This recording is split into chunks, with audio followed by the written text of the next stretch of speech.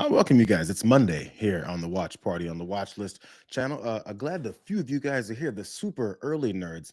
I decided to go ahead and jump in early today because it's Monday. I'm energized. There's a lot happening. I over prepare. That's really the main reason.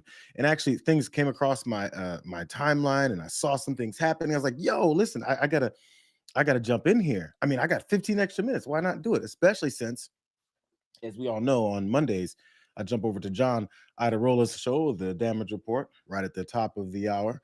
That is what, 1 o'clock Eastern? We'll see you guys over there, I'm sure, after that. But I might as well go ahead and get this started now. Jump in to the stream as more people come in, because something else I heard was that sometimes people don't even know that I could put up the pre setup stream until we actually start. So I'm gonna ramble for a minute or two because I've got a few things happening. And actually, the first thing I even want to talk about is a bit of it's a starter. It's a Monday starter. Maybe I'll make that a normal thing for myself too. Let me see what you guys are saying and see how many folks are in here yet. Since it's early days, we're all getting started. Hey, there's my mother. What's up, Ma? Merry Christmas, Mom. Merry Christmas and Happy Holidays. I mean, it's encapsulating all the people. Eric the Red was here. I got to shout you out, brother. First guy I saw here already shouting out in the chat. It kind of gets things moving. And as I've been saying lately, any new folks in here, welcome aboard. The chat is lovely. It's warm in here. It's nice. The folks they like to talk about the topics of the day. I don't get much of a chance to say much because I'm just rolling. Dexter Wong is here. Glad you guys are here early. It lets me know. You know what this lets me know?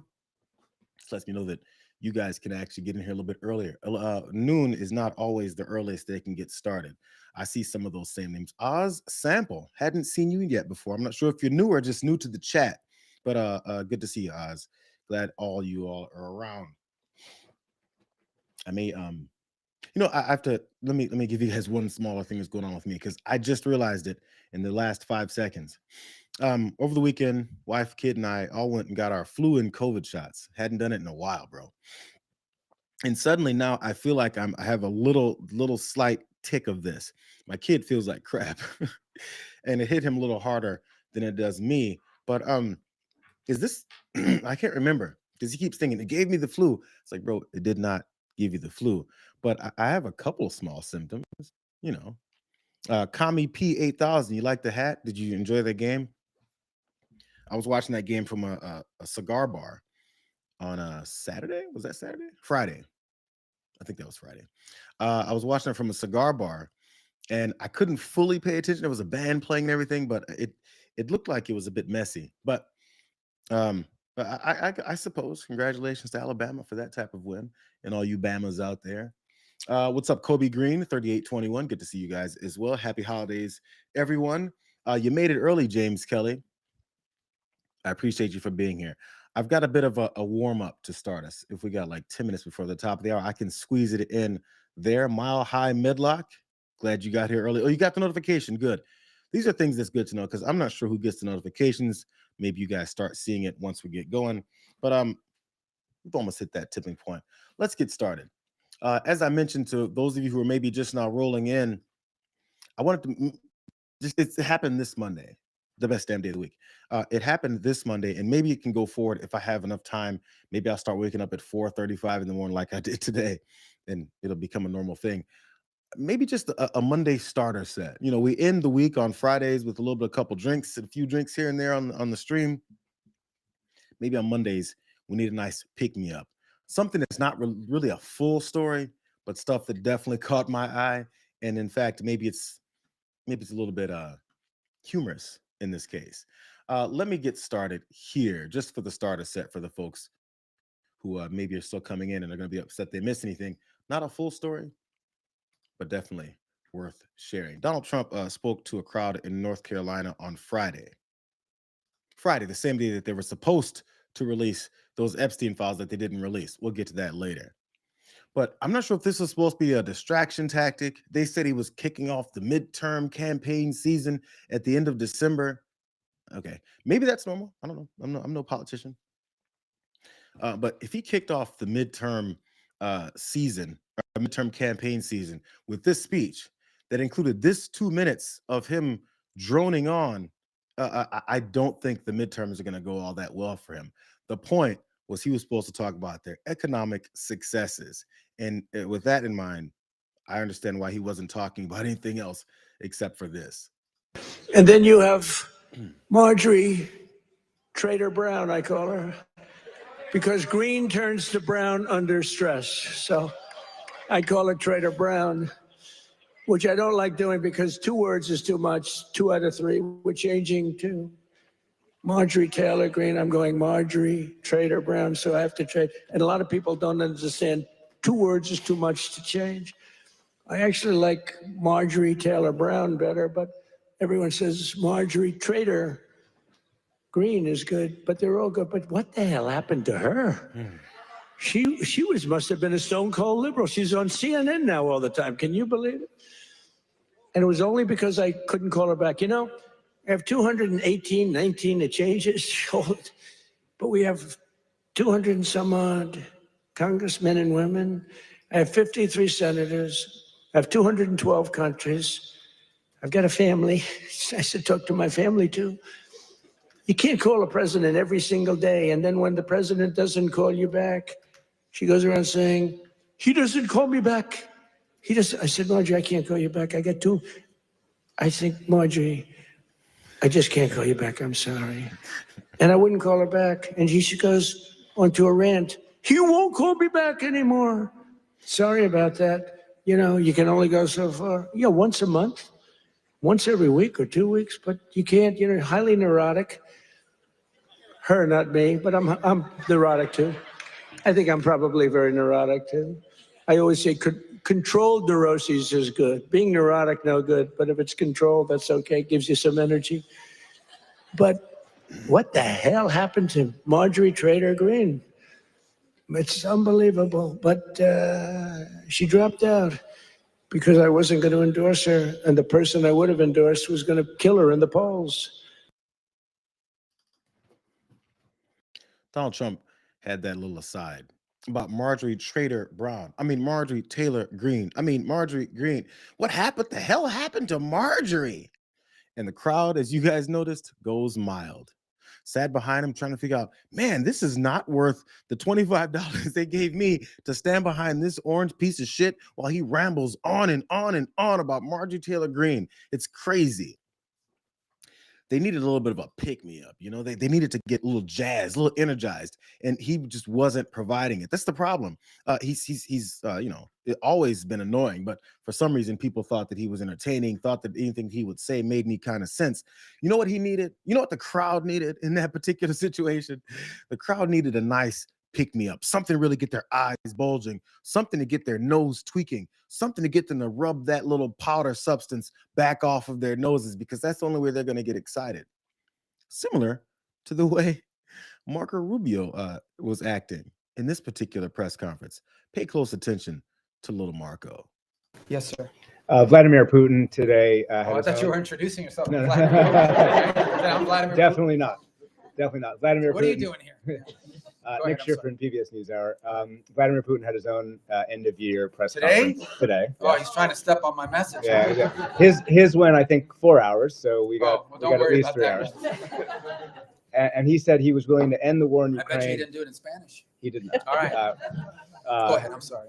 No, it's right. He said he was willing to end the war in Ukraine based on principles he had outlined last summer, and that included a complete Ukrainian withdrawal from 4 regions, most of which are not occupied by Russia, recognition of occupied Russian territory in Ukraine, and the complete lifting of sanctions. That goes beyond some of the recent conversations you've been having. So do you think Putin is serious about peace, and is the U.S. willing to recognize occupied Russian territory in Ukraine? Look, I think ultimately there is what people say, and I'm not claiming that that's not his position. I'm just saying there's what people say and then what people do. In the end, we're not going to base our approach to finding peace here on the basis simply of what people are saying. We're going to base it on what people are willing to agree to, what countries are willing to agree to.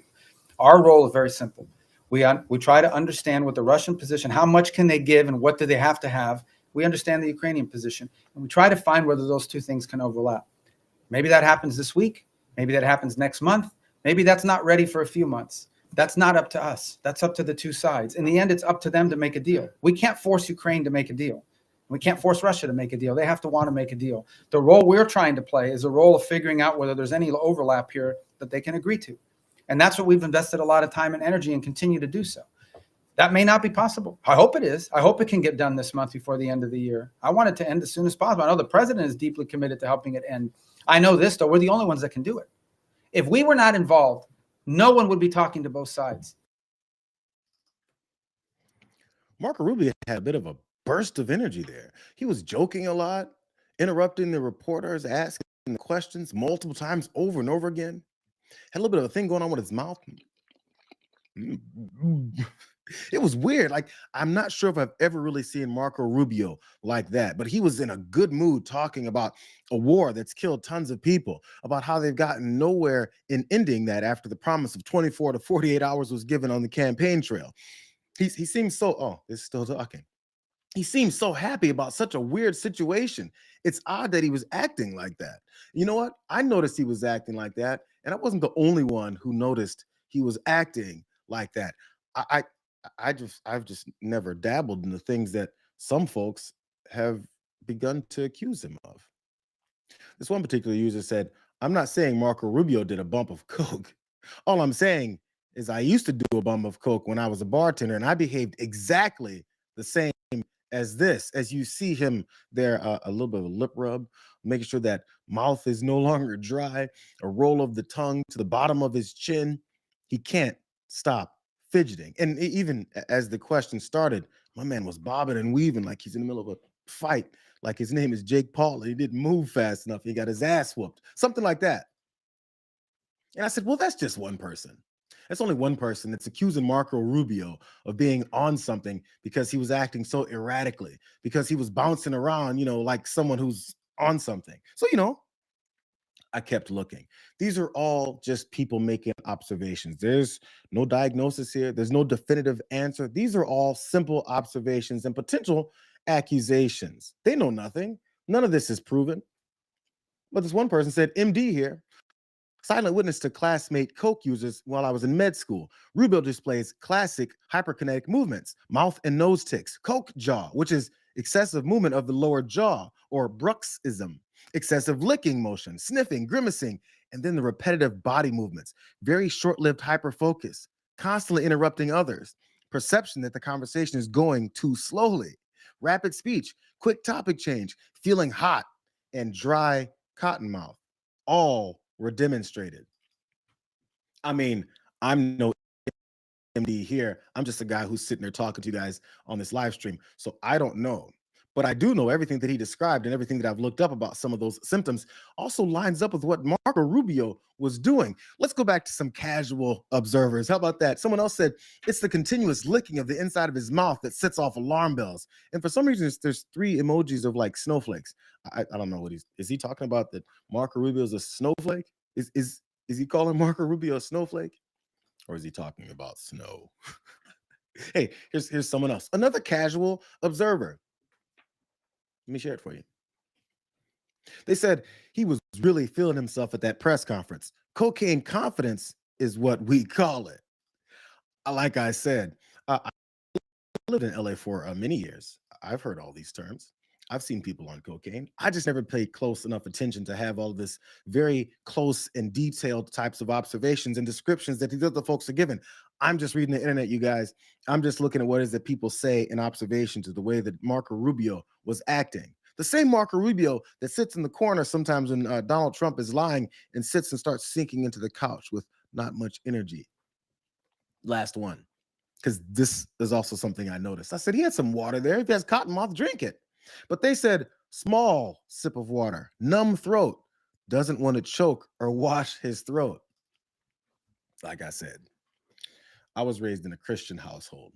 I don't know about these things. I'm just going off the observations of the way other people have perceived what it was that Marco Rubio looked like was the problem. Similar to the way that Elon Musk looks like he has a problem. Similar to the way that 5 to 6 to other people and oligarchs surrounding this administration seem to have very similar problems, potential substance abuse problems. I don't think I have to run through all the videos of little Donnie Jr. and his red face, his dilated pupils, and his sweating and his constant movements and ticks and stuff. I don't have to run through all those things. We've seen them. But it would match up that administration that likes to talk about drugs all the time and how they're coming to kill your kids. Also, one of the most, one of the most non-transparent administrations of all time. The ones that like to say something about you while they do it at the same time, it just kind of matches up with the way that they are.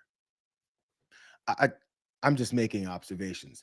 These things are not set in stone. I'm not saying it's the truth. I'm just saying a lot of other people are saying that. It's an old Fox News trick. Some are saying that Marco Rubio is on cocaine. Some are saying that Marco Rubio's movements and rolling of his tongue through the bottom of his face, that the rubbing of his nose and his constant movements, and that cocaine confidence as he kept interrupting that reporter with what he thought were cute jokes. Some people say it, not me. Thanks, everyone. It's top of the hour. Anyone who's just jumped in here, you missed not an important story, not even a story at all. Just me letting you guys know some of the things that I see across my timeline that are curious to me. And a lot of times I skip by them. I don't share them with you because really, what's the point of talking about that? Except for complete and utter hypocrisy. Maybe that's part of it. Do you guys know? I'm about to start top of the hour. Anybody just coming in, we're about to get going with the normal stories of the day. But I was checking in with my super early birds. I guess I can call you guys that now. Maybe you guys know about this stuff. Maybe you guys have been around a coke addict. I haven't. I mean, I know people that have done it, but I don't really know. Let's see. Who knows? No, nothing yet, huh? Maybe you guys can shoot me some DMs over in Instagram. Let me know maybe what it was that had Marco Rubio acting just like that. Let's get started. Hi, everyone. Welcome to the watch party. It's the best damn day of the week. It's a Monday. Just a little extra tidbit of things for the folks who showed up or were able to get here even earlier than normal as we kick off this whole week. Programming note, I did notice someone say, yeah, Naomi says normal stories. Yeah, no, you're right. As we go through this week, I'll be here for the live stream today and tomorrow. Wednesday, Thursday, you won't get the live stream, but you will get some stories up on the channel as well. So don't be shy. Come back, hang out, see the things that we've got happening, and then back live again Friday. And then as we go into the week after that, I'll update you guys on next week's schedule. But we got 3 live shows this week, Monday, Tuesday, and Friday. We're skipping the middle of the week a little bit here. But that's not to say that there wasn't big news happening over the weekend. And before we jump into it, one last thing. Since you guys are here, let's go ahead and like this stream together. We can even share it together, except if I share it, I think it's going to screw up everything I got going here. But also come back later. We can put all these stories up on the channel afterwards. Let's go ahead and get started with some of those non-normal stories, but the ones that we see all the time over here on this stream. I think you guys remember there was a big thing that happened on Friday, or a big thing that was supposed to happen on Friday, but it didn't, because this is Donald Trump's Justice Department. This is Donald Trump's FBI. This is Donald Trump's administration, who's looking to protect him from being exposed, or whoever else that he's looking to help out and not be exposed in these Epstein files that they were legally bound to release on Friday. That didn't happen. They released a very, very small snippet and redacted and everything else. Todd Blanche went on Sunday shows for some reason to try and explain himself, and he didn't make it better. You were referencing the 15 files released Friday. They disappeared from DOJ's website yesterday, including this photo of what looks like a desk with a drawer open containing photos of Donald Trump. Just to be very clear, to put a fine point on it, why were these files taken down? You're saying it was at the direction of a judge? Well, you can see in that photo, there's photographs of women.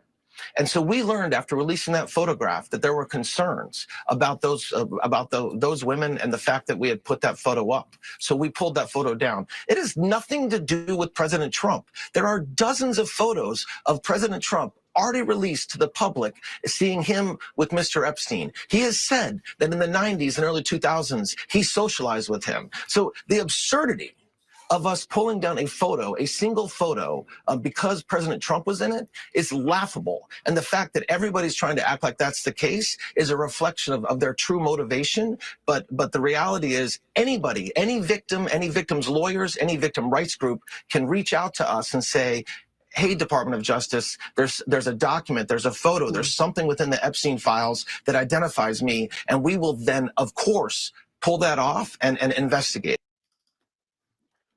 Does anyone really believe that from Todd Blanche? Let's not forget, Todd Blanche is the same guy who secretly met with Ghislaine Maxwell, who was Jeffrey Epstein's right-hand woman and cohort in this whole child sex trafficking operation, and put her to a minimum security prison camp after she said everything that she needed to say to try and exonerate Donald Trump from her perspective of being a child rapist. Weird how they're in bed with those types of folks. That's that guy. And now he wants you to believe that when they redacted and took down pictures and images and stories that included Donald Trump by name and by face, that somehow it's about them caring about those victims. People that called in and said, or messaged us and said, how, you can't have that up. And they respond so quickly to survivors of Jeffrey Epstein that when there was like 30 of them outside of the Capitol talking about how they wanted something done, inside Donald Trump was talking about how it was a Democratic hoax. Because, they have a track record for listening to the victims of Jeffrey Epstein. It's bullshit.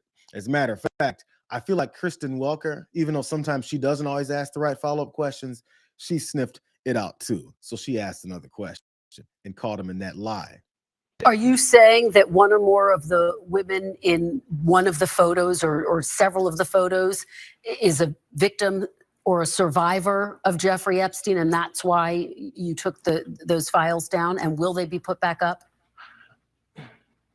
No, that's not what I'm saying. We, of course, if we knew that, if we believed that photograph contained a survivor, we wouldn't have put it up in the first place without redacting the faces. But notwithstanding what we believe, we don't have perfect information. And so when we hear from victims' rights groups about this type of photograph, we pull it down and investigate.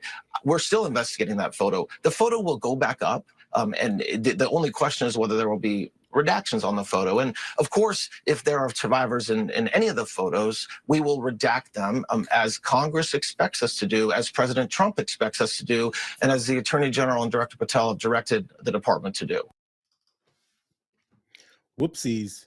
Whoopsies. So Kristen Welker asked him, so if you're getting rid of that picture of Donald Trump because there was people in it that victims groups said they didn't want there because they're standing next to Donald Trump, I believe 2 + 2 would still equal 4, and saying, so those girls or women, whoever it was, that was redacted because it was them and not Trump you wanted to take off of the record, is because they were victims? Because Donald Trump was never around any victims. Donald Trump was not victimizing any girls or young women. No, he wasn't doing any of that stuff, except for the fact that they took it down and explained they took it down because victims said that they saw their faces out there next to Donald Trump, which other victims have said he's threatened them and their families' lives. I'm just remembering what was said in some of these things, some of these previous accusations that came out. Let's not forget the full picture here, by the way. But it was pretty messy. And again, I feel like they didn't realize that there's too many people in this country, too many people that are in higher positions of power that know what's up and what's down and understand how much they're trying to hide this stuff. Representative Melanie Stansberry, she looked over it the day that it came out and she sniffed it out too. I want to just talk about what is in this Department of Justice portal that went live this afternoon. Here it is. You can see it includes some drop-down menus. And what I want to just point out is that this is not nearly anything near compliant with the law.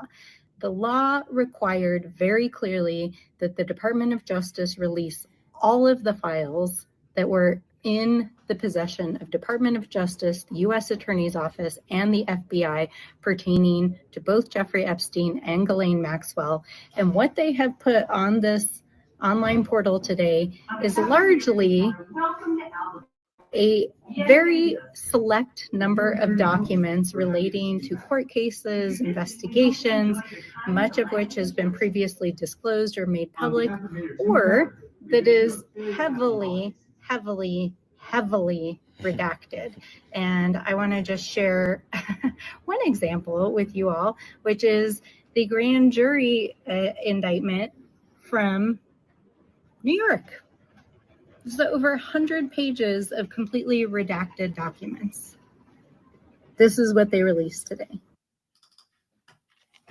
Number one, love Melanie Stansbury. She's always been on the right side. She's speaking forcefully and directly about what is she's looking to find out. When they came out of one of these closed door meetings a couple months ago, she's the one who was talking about one victim that mentioned how she was 12 or 13 and had these encounters with Donald Trump and Jeffrey Epstein and how these are going to come out. So I'm glad she's still on the case. And again, like I said, she snuffed it out right away. I mean, it wasn't that hard to do. We understand what it is that they said they had, or at least everyone knows they have, and what is that they actually released. I want to give you a direct shot of what is that she then flashed her computer for a second of one of the documents. This is running right now. Don't look at it too closely. You might catch a seizure or something. It's a constant flow of, I think they said 116, 119 pages, something like that. In one particular exhibit or document, this is the redactions. The white lines are the breaks between each page. The black big blobs of block print of blacked out ink there. That's what they're covering up. I feel like I have this feeling.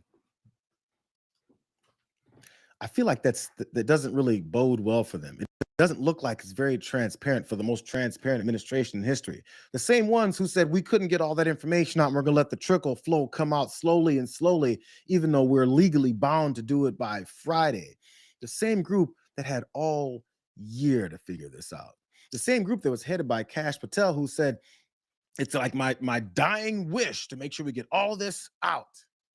But he apparently, as we've heard also, they worked on it and they sent people on the case to work overtime hours to try and redact things. We've seen all this, but they don't want us to remember these things. Sorry, wrong one. But I'm gonna let Representative Stansbury finish her thoughts, because I think what is she seeing and what is that she's looking to then do next is very important to pay attention to. We can be complaining about what is that this administration is up to, but I really want to know what is the people that are going to hold them to account are going to do. What the law said is that they were to release the entire files and that they were allowed to redact to protect the identities and safety of victims. But under no conditions could they redact files to help individuals who might be in the files save face from embarrassment. I mean, the law is very clear on this. And guess whose name does not appear in the drop that came today? You got it, Donald Trump. And we all know he's in the files. In fact, his own chief of staff was quoted in Vanity Fair this very week, wherein she says he is in the files, and he is not in the files that they dropped today. So that means that they are not compliant with the law, and they now essentially can be held in contempt of Congress for failing to comply with the law. We are looking at all follow-up legal measures to enforce compliance, and we will keep you all up to date. They might be found in contempt of Congress. All kinds of options are apparently on the table. And I'm saying contempt of Congress, man, I feel like when you break the law, that usually results in like arrests and charges, like directly, because if you break the law, it's usually not one of those things where we're like, well, we'll stop and think about it. Maybe one day we'll come by the house and ask if you'd like to, be put in handcuffs or something. It's almost like they feel they're above the law and they can do anything they want because they feel that they control the law now. That's how mobsters work.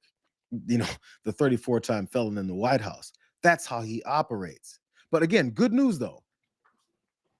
It just might be more than just contempt of Congress. The most expeditious way to get justice for these victims is to bring inherent contempt against Pam Bondi.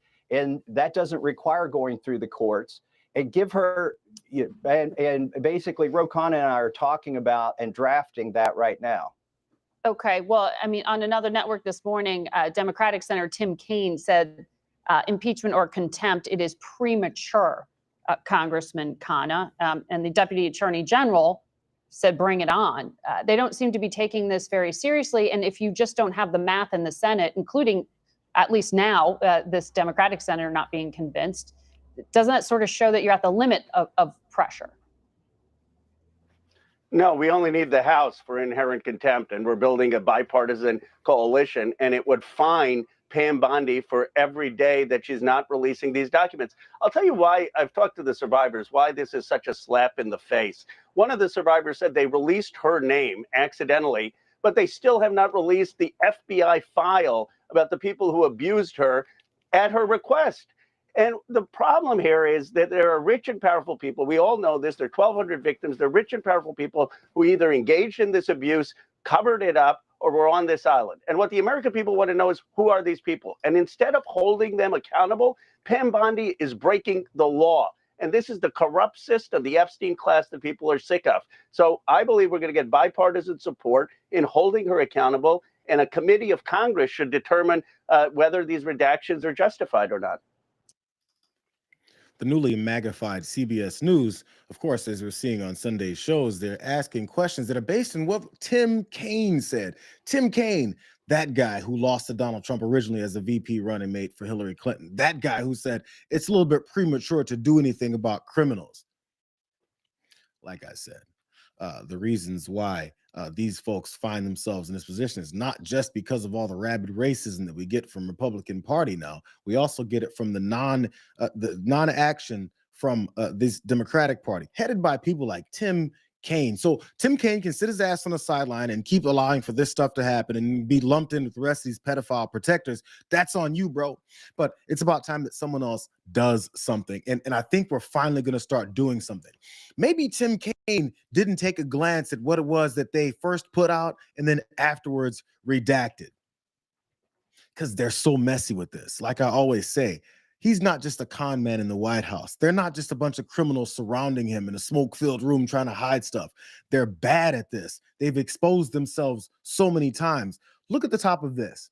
This is page 16 of one of these exhibits that was revealed by this Justice Department and this FBI, whoever the hell put this out, piece by piece and little by little.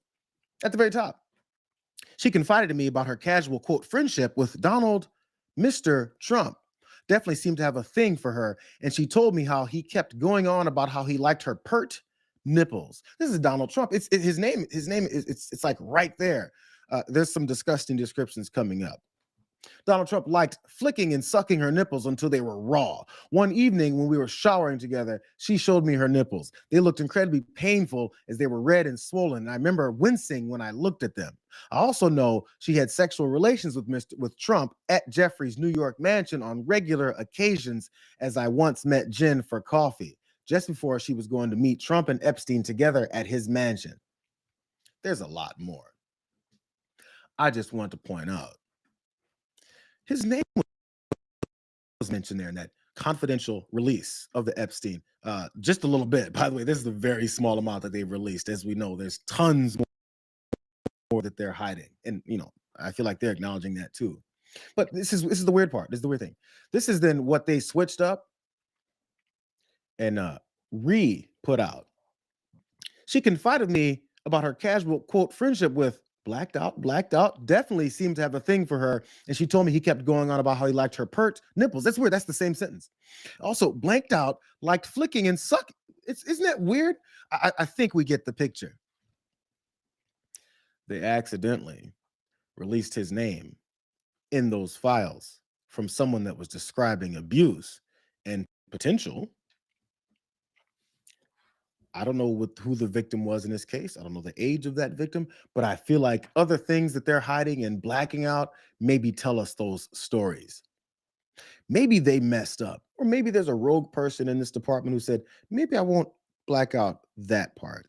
Or maybe they were up so late for the past several months to try to make sure that they black out anything and eliminate anything that Donald Trump is involved in this whole thing, and make sure that they cover his ass. The problem is that his ass, his evil ass, is way too big for them to cover for. It's going to come out. In fact, it's out already. It's a matter of whether or not we're going to do something about it. Let's stop paying attention to the pedophile protectors. Let's stop paying attention to all the pedophiles that are in this whole thing. Let's start paying attention to the victims and paying attention to justice. They're going to flail even harder. Wars are probably going to be started behind this. for other kind of fake excuses. So pay attention for that. I think it's some point this week. It may even be tonight. I can't remember which day. Donald Trump and Pete Hegseth are supposed to have some kind of a joint announcement about something. I wonder what that could be. And I wonder how much they think we're going to stop paying attention to what he was involved with and what he continues to cover up. Maybe Dan Bongino is going to write a big exposed book about everything that he saw and now he's leaving as a deputy director of the FBI. I doubt it. I mean, I highly doubt it, but maybe. Let's move on. Disgusting assholes. So tired of them. It's not going to work. We're not going to stop coming for this stuff. Let's move on to something else. I'm sure I ran a little bit of it at the end of last week. It was the first couple of days of Nazi Fest. I mean, TPUSA's America Fest, where a bunch of Nazis, racists, bigots, and assholes all came out and spoke about how they have this whole vision for a Nazification of this country, more fascism, more white supremacy, more Christian nationalism. And that's not me saying it. That's literally what was said by many of these speakers. Let me focus in though on the surviving, maybe the celebratory widow of one Charlie Kirk, the person that they were all pushing this whole thing behind, the person that they thought they could use his death to then pursue more fascism and silencing of any critics. This was a fun moment when Erica Kirk was speaking with this student, I suppose, or introducing him as an amazing new figure in the MAGA conservative movement. This was great. Despite the devastating loss of Charlie Kirk, my incredible husband at UVU, Caleb has persisted with the same gift. Grit. It has been a long day. Trust me, you're not a grifter, honey. It's all good. Despite Stop talking. Whew. Stop talking. Don't do it anymore. Caleb up here with the messy dress shirt and the sloppy pants. He's the next grifter. I mean, I'm sorry. He's a new gift. Sorry, he's got grit. That's weird. It's almost like every once in a while, actual truth flows through her brain and she just can't stop it. Oh, it was amazing. As a matter of fact, it wasn't the only moment of a Freudian slip that showed us who these folks really were. Nicki Minaj, disgraced rapper. She was also on stage with Erica Kirk. Anybody that's trying to find some way to be ingratiated in the hate group that is this MAGA Republican Party, they can sit in front of, the heir apparent Erica Kirk and also fuck up. And you have amazing role models like the assassin J.D. Vance, our vice president. And when I say that,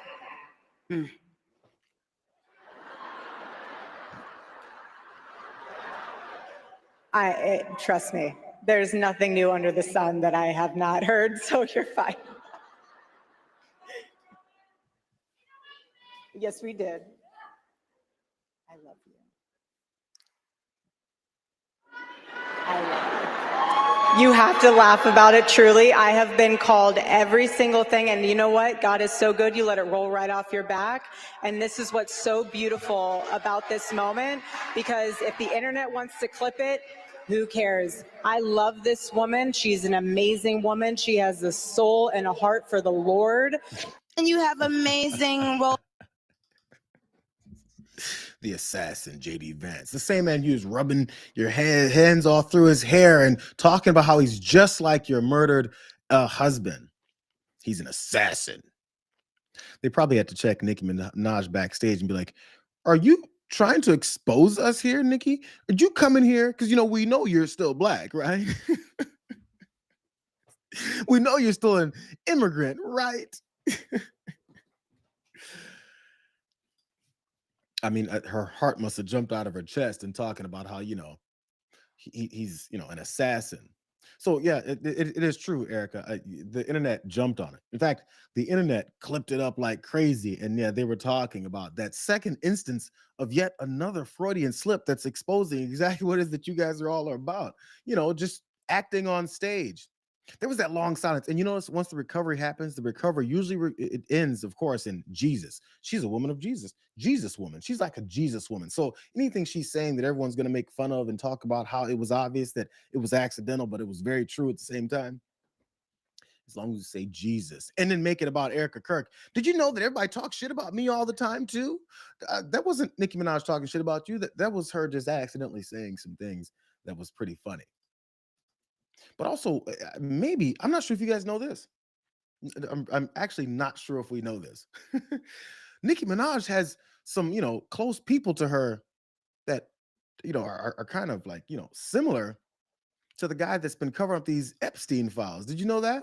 Maybe this is why she's so comfortable around these folks. Both Nicki Minaj's brother, Jelani Mirage, and her husband, Kenneth Petty, were convicted of crimes involving minors. Jelani Mirage, her brother, says he was convicted. It says he was convicted in November of 2017 of predatory sexual assault against a child and endangering the welfare of a child for repeatedly assaulting an 11-year-old girl in his home. He was sentenced in January of 2020 to 25 to life in prison. Here's Kenneth Petty, her husband. More than 2 decades before marrying Minaj, Petty was convicted of first-degree attempted rape in 1995 involving a 16-year-old girl. He served about 4.5 years in prison for this crime. And as a condition of his conviction, he was a registered sex offender. He was also sentenced to 3 years of probation and home detention in July of 22 for failing to register as that sex offender after moving to California. It's it's almost like all these people are pieces of shit. It's almost like they think they can just fly under the radar when everyone knows everything about them. And even the things that they don't know about them, the problem is we find out because you accidentally tell us. But let me focus in on the assassin, JD Vance. Speaking of Freudian slips. And in the meantime, what are the Democrats offering you in the meantime? I got to say, ladies and gentlemen, they are not sending their best. Omar Fateh was Ilhan Omar's candidate for mayor of Mogadishu. What? I mean, Minneapolis. Little Freudian slip there.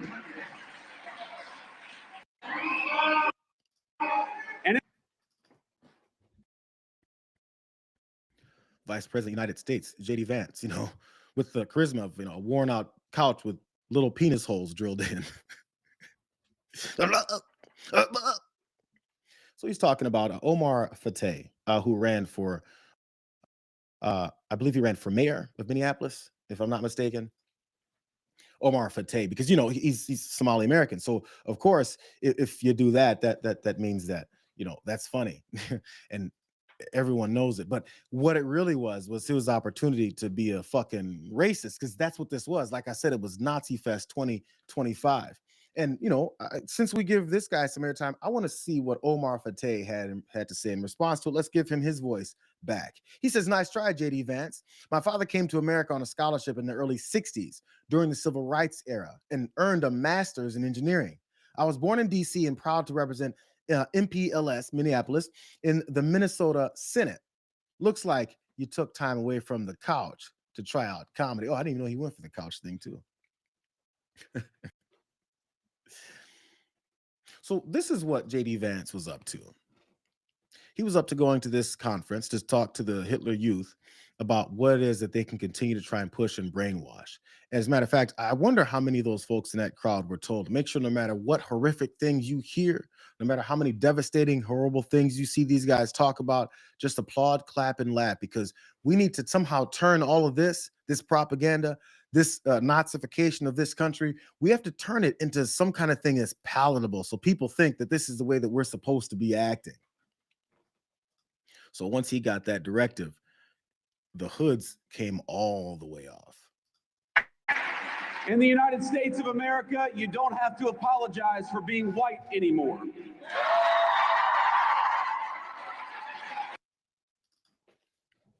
Because how white folks in this country have always had to apologize. Because in this country, in the United States of America, how white folks have always been downtrodden and pushed side, told that they have no rights, kept out of certain areas, punished, like killed and murdered because they're white by the government forces that are in power there. That's the white folks' experience in this country. So therefore, you no longer have to apologize for being white. What you can do instead is be an absolute rabid racist and then continue down the same path of this MAGA party. In fact, Qasim Rashid broke it down much better than I ever could.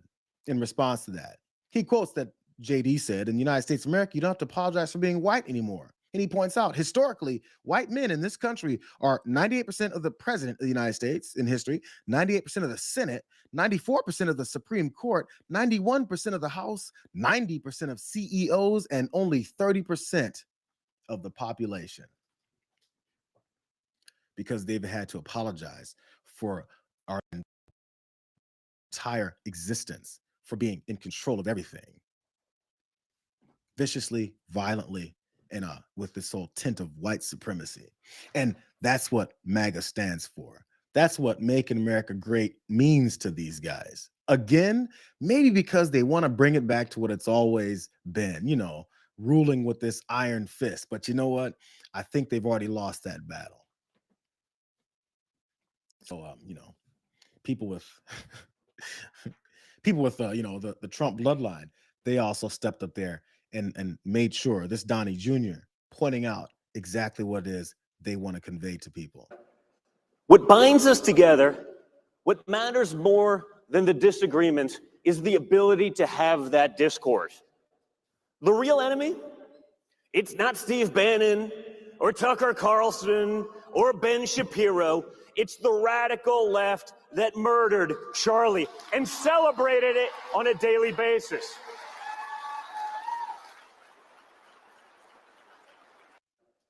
What binds? Do you guys remember when Donald Trump was talking about how he's the unity president? You guys remember when he's bringing America back?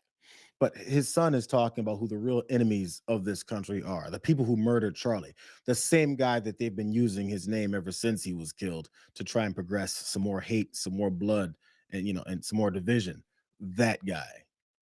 Because they're having an issue. He doesn't like the fact that those three names that he threw out there previous to his speech and days before, Ben Shapiro, Steve Bannon, Tucker Carlson, all were fighting on stage with their speeches over how much they hate each other and the people that they support and represent. It was a battle.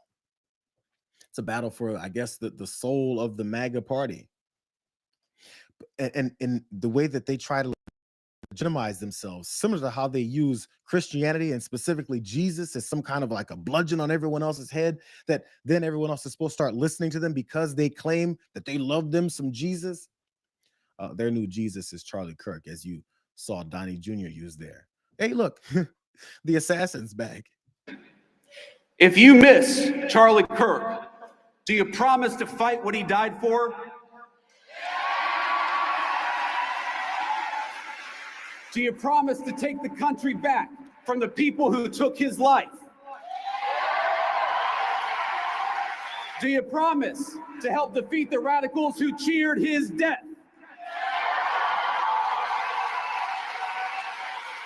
Do you promise to honor his memory by having faith in the God he loved?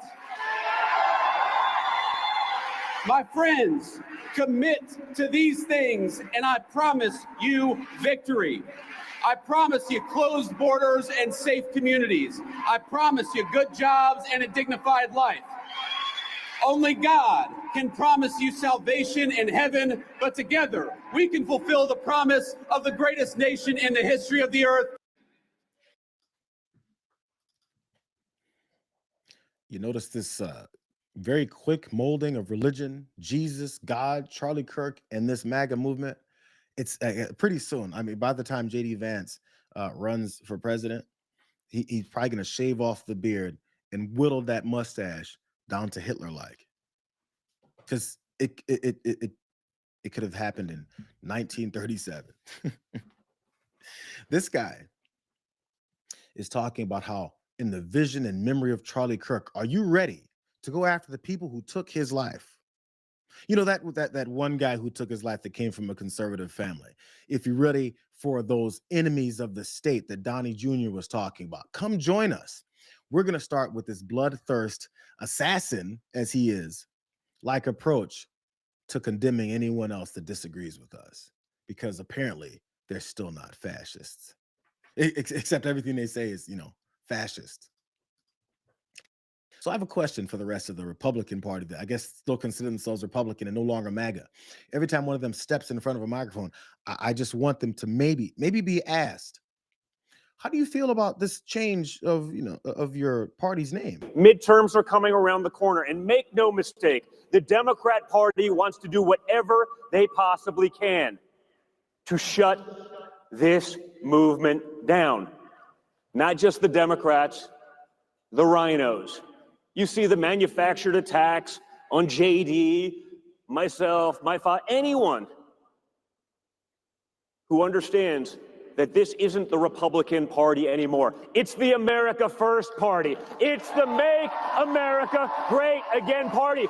And we are not going back.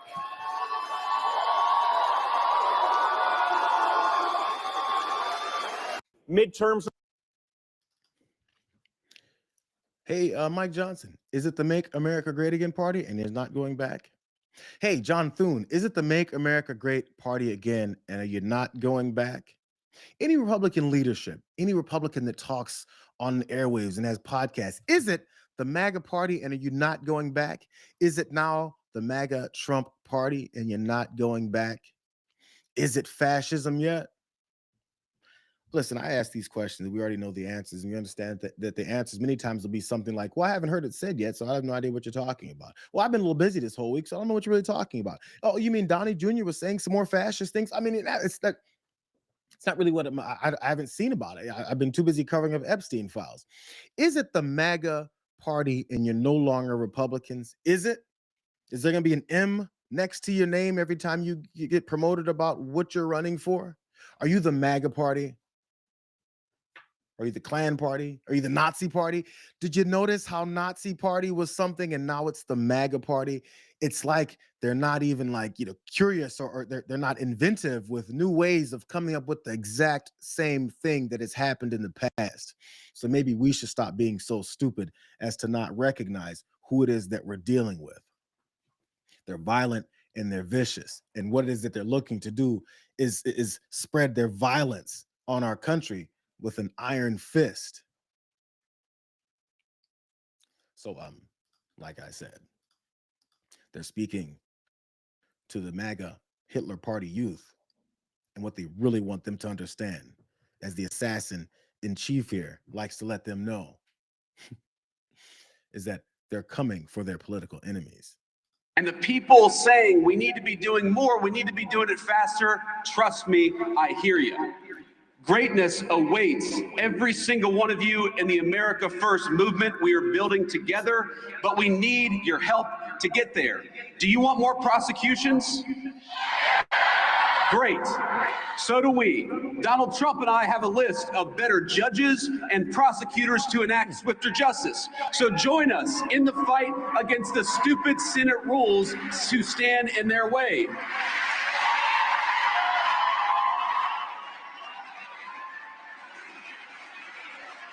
Do you want faster deportations?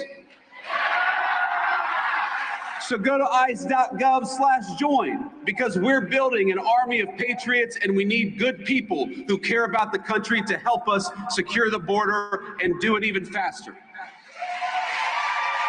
And the people saying, I feel like someone mentioned before, maybe just one person, there's probably just one, who mentioned these guys were going to build a Trump army. They're going to build a street army of Trumpers, like, brown shirts, Gestapo, people to run through the streets. So if you want greatness and it awaits you, come join our Nazi movement. If you're looking for greatness and it awaits you, ask us to get some more prosecutions and better judges to enact justice. No longer these stupid Senate rules. Rules are stupid. The Constitution is stupid. Things that we usually have to follow, the rule of law, It's all stupid because the Fuhrer, Donald Trump, said so, and his little Fuhrer sons say so. So therefore, you have to listen to them because now this is the MAGA Nazi party. It's almost like we saw that indication the day that this sorry son of a bitch was inaugurated, and Elon Musk threw out that hand signal twice. And we discussed whether or not it was that or not, instead of understanding this is a Nazi party that's following the exact same playbook. So, last thing from this event, or about this event, because JD Vance is supposed to be the next one up. JD Vance was endorsed by Erica Kirk. That's not surprising. They probably endorsed each other privately before. But maybe one of these members of this new MAGA party, no longer the Republican Party, maybe he has something to say about it, because we've seen Rand Paul talk about how he has, 2 to 3.5 differences with Donald Trump. Maybe he has something wrong with JD Vance. Let's see if he answers this question. We saw Erica Kirk endorse JD Vance already for 2028 for president. That was interesting, but also interesting was so did Marco Rubio, who in that article in Vanity Fair said that if JD Vance runs, he'll be the nominee, and I'll be one of the first to support him. I know it's early. What do you make of this? Is JD Vance the heir apparent here? I think there needs to be representatives in the Republican Party who still believe international trade is good, who still believe in free market capitalism, who still believe in low taxes. See, it used to separate conservatives and liberals. That conservatives thought it was a spending problem. We didn't want more revenue. We wanted less spending. But now all these pro-tariff protectionists, they love taxes. And so they tax, and then they brag about all the revenue coming in. That has never been a conservative position. So I'm going to continue to try to lead a conservative free market wing of the party, and we'll see where things lead over time. And that's not JD Vance. No. Okay. Senator Rand Paul, thank you very much for joining us this morning. He's going to lead a conservative wing of the party. Of the MAGA party, you're no longer the Republican Party. The Fuhrer's son said so. And why is he so milquetoast on saying he's not in favor of JD Vance? All he has to do, he had to get asked one more time. So that's not JD Vance after that long bullshit answer? Rand Paul, the courageous Rand Paul? No, I need to run now. I need to get the fuck out of here because I'm afraid now. Let's stop propping up these weaklings who act like they have some kind of a spine. What they're trying to do is protect themselves. When the shit hits the fan, that's what they're doing. If I see anybody start praising Rand Paul, which I saw in some of these posts about how he's rejecting JD Vance as the next of the party, maybe we should listen to how he says it. These are weaklings, man. Some of the weakest sorry sons of bitches in this country are running it. That's why they attack little girls, which we're finding out more and more about every day. Last story here, you guys. Got 15 minutes before I jump over to TDR with John Iadarola. So like this stream, these stories will be up later. Lots happening. Matter of fact, there's not a lot happening in people's wallets. I want to show you guys something. This was a montage. I found it on Ron Filipkowski's post here. This is a bit of a montage of Howard Nutlick's thoughts. His thoughts about what's upcoming for our economy.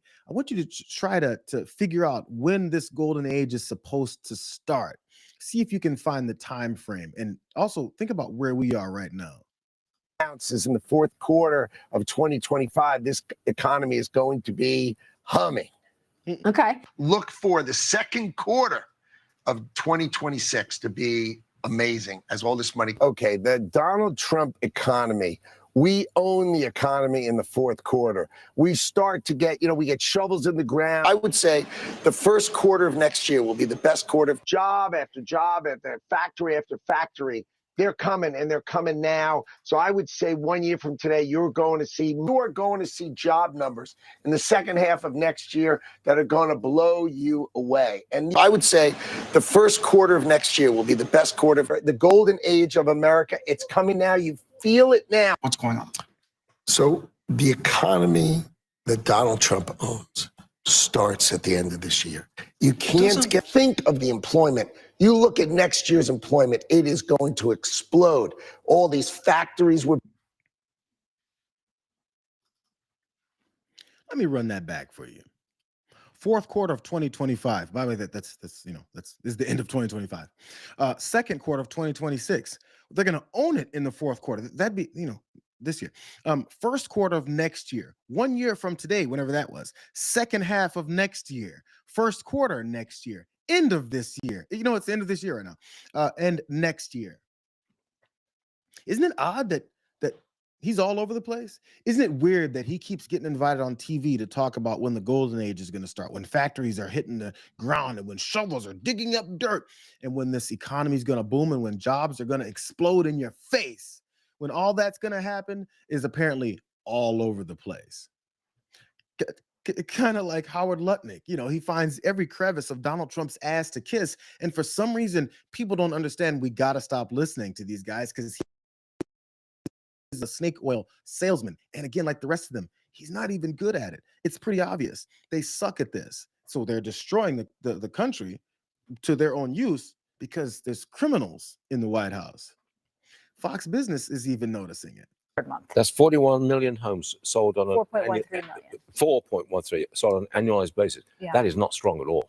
That's just not. Here we are. Also, latest read on consumer sentiment. What's that number? It surprise drop to 52.9. This is a December number. It's the final number, so it's pretty recent. Consumers are just worried about the price of things and long run inflation expectations as well. But with rather these dull numbers, the market seems to like it, perhaps implying that we'll get more Fed rate cuts. Actually, the market went up a little bit on both pieces of information being slightly weaker than expected. The weakness, I think, is attractive. Bad news is actually good news for the market. Yeah. Maybe. That's what we got. Well, that's not strong at all. Well, that's when it comes to normal Americans. But I think they're exposing something about this here market. It responds well in this particular case when they know they're going to get more Fed cuts because everything sucks and they can continue to manipulate things and make more money. It's like the people that hoard as much money as possible have more opportunities to use it to, hoard more money. But when it comes to normal folks, the folks that were fooled into thinking this guy knew or gave a damn about anything that he was doing or cared about their lives and their perspective, it's like they got fooled into thinking that he was thinking about them. It was happening on CNBC too. Here's the state of the economy. Michigan sentiment and the inflation metrics embedded in this report. So the mid-month read gets tossed. 53.3 was the mid-month read on the headline. It now moves lower to 52.9. That'll be the weakest since it was 51 in November. And I'd like to point out that if you look at the absolute low, it is 50 from June of 22. We're not far away from the low going back to my database in the 70s. Now, if we look at current conditions, same dynamic. 50.7 mid-month becomes 50.4, and 50.4 is a new all-time low, replacing the 50.7. Also, my database goes back into the 1970s. Look at expectations, same dynamic. Mid-month 55 now becomes 54.6, and 54.6 would be the weakest since November when it was 51. Michigan sentiment. Is this what they mean by make America great again? Let's take it back to the 1970s, the worst lows we could possibly have for consumer sentiment and the economic outlook on this country.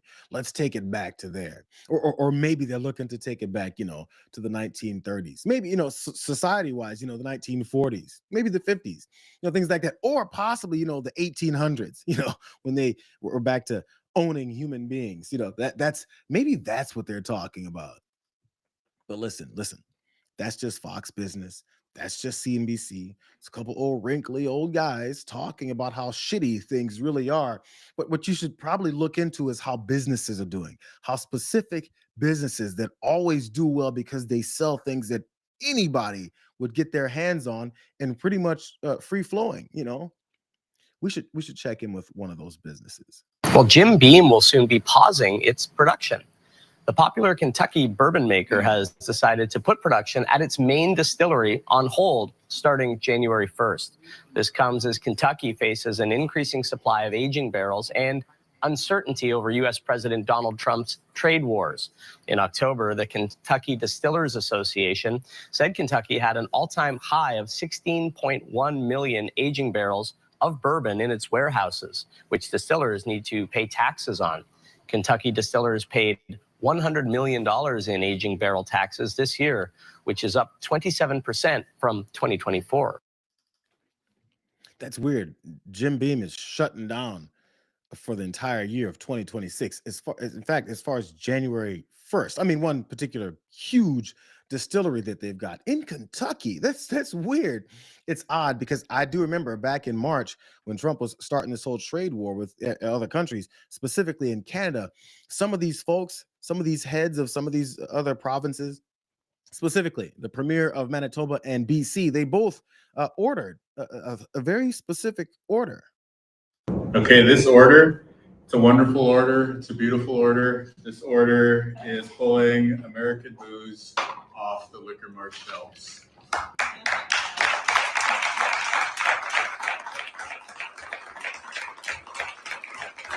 Effective today, I have directed BC liquor sales to immediately stop buying American liquor from red states.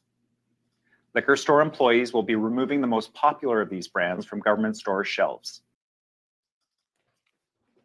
And they laughed and guffawed and said, what's Canada really going to do to us? Can they really take our liquor off the shelves and it's going to hurt us? It's like when you follow behind Donald Trump, who sucks and has bankrupted everything he's ever touched. It's like it doesn't work out. But we're seeing how it all works out. Despite everything he said, will we revisit this enough and understand what we're going through? I mean, specifically in this case, Jim Beam. I don't own Jim Beam. Not too concerned, but it is a sign and signal of what is the effects of this guy's effect on our economy.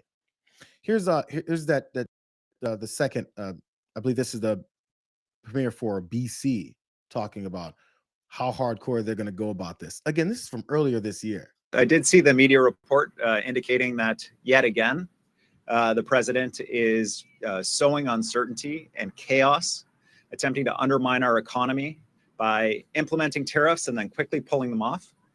He has realized what we told him from the beginning, which is that these tariffs hurt Americans. They hurt American companies. They hurt American workers. They hurt American families. And what's also hurting is the uncertainty that the continued threat and removal of tariffs has on our country here in Canada.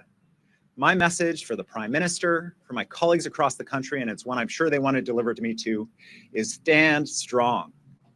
We are not going to accept these continual threats, this continued uncertainty. We're going to stand up for Canadians. This is unacceptable.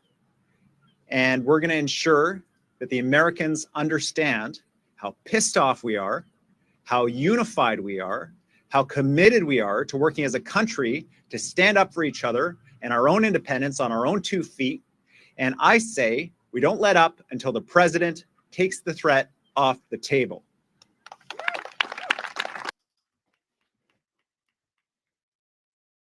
Oh, well, he hasn't taken that threat off the table. As a matter of fact, he completely cut off any kind of trade negotiations with Canada because of that ad that I believe the Ontario province ran showing Ronald Reagan disagreeing with his ass on tariffs. And he couldn't handle that truth, so he cut off all communication. And oddly enough, Canada still exists. It's weird. They haven't been annexed. Nothing. None of that has happened. Matter of fact, what's happening is Jim Beam is shutting things down. Let me show you exactly how devastating this is for Jim Beam. So as we know, it's coming during this trade war with Canada, and it's contributed to a significant decline in U.S. liquor sales after the country ushered in that boycott of American booze. Also, young adults are cutting back on drinking. This really sucks. Jim Beam, who's owned by Suntory Global Spirits, is one of Kentucky's biggest bourbon producers. Everyone knows this. The Bluegrass State's $9 billion whiskey bourbon industry has been struggling to manage its abundant supply of liquor against the drop in that demand. And in a statement, the company said it was shutting down its production at its Claremont distillery on January 1st. That's upcoming real soon. Though the visitor center at the site is to remain open. Okay, they at least get the visitor center open. maybe folks who can't travel because they don't have any money to do anything, they won't be going there either. So maybe soon that'll be shutting down too. Here's more information. Here's a quote. We're always assessing production levels to best meet consumer demand and recently met with our team to discuss our volumes for 2026. We've shared with our teams that while we will continue to distill at our Freddie Booker No Craft Distillery in Claremont and at our larger Booker No Distillery in Boston, we plan to pause distillation at our main distillery on the James B. Beam campus for 2026 while we take the opportunity to invest in site enhancements. Okay, sure. Maybe that's it. Maybe that's nothing to do with the backlog of all kinds of barrels of whiskey or bourbon you got there that you've been screwed over by this president over. More. There were nearly 1,500 employees at the James B. Beam Distilling Company in Kentucky last year. The company said it was assessing how to best utilize their workforce during this transition in a statement to the outlet that was reporting on this. So as these soft-ass Canadians were saying, it's going to hurt Americans. All the people have to do is drink something else, and it's going to hurt Americans. Last thing, industry group Distilled Spirits Council of the U.S. said that U.S. spirits exports plummeted 85%, falling below $10 million in the second quarter of 2025, which CEO Chris Swanger blamed on persistent trade tensions, aka Donald effing Trump. That's what you get when you have a fascist who doesn't know anything in the White House. He destroys things. Let me not destroy the top of John's show. I'm going to jump off here. I'll be talking to you guys in a few more seconds over on the other side of a couple more minutes over on TDR. We'll see you in a second. Love to see you. Someone's asking if John's on vacay. I hope he's not, because I'm about to be over there talking to him in a second. We'll see you guys soon. These stories will be up later. Love to see you. Love to have you. We'll be back on tomorrow as well, too. See you later, Mom.